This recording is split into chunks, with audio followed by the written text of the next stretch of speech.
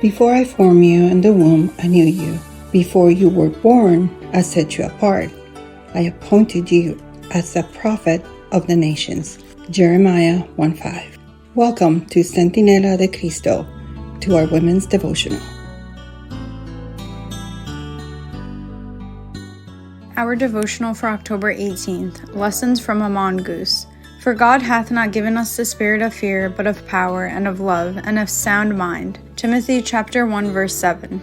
Since my retirement, I have been spending more quality time relaxing in the small backyard garden of my townhouse, which has become my haven for my devotions. I am fascinated by the chirping birds, meticulously building nests, feeding, and teaching their babies to fly. Sometimes they get a little hysterical when I approach my plants. Other birds and butterflies visit regularly just to collect food. I also have bees, which I'm not fond of but tolerate because they still also have their role to play.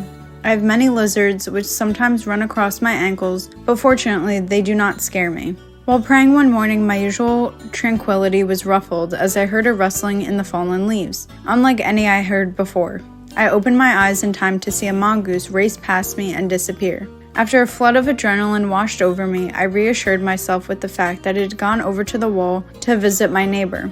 I know little about these critters except that they are typically rural wildlife dwellers. I've noticed they can sometimes appear somewhat suicidal as they race across the road as I drive through the countryside.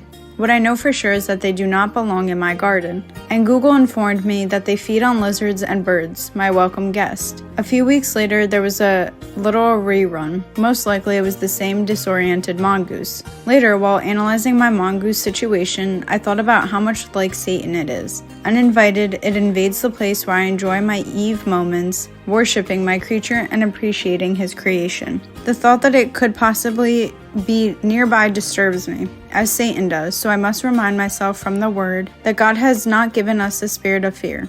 Timothy chapter 1, verse 7. Because that old mongoose appears unexpectedly, I'm now always on guard in my garden, as I really should be in my spiritual life. Should Satan make an appearance? I wish I could tell you that the mongoose is out of my life, but sadly, the fact that I do not see it does not mean it is gone for good. So I'm treating it like I do Satan. Daily, I ask the Creator to keep them both out of my space. Thank you for listening. God bless you.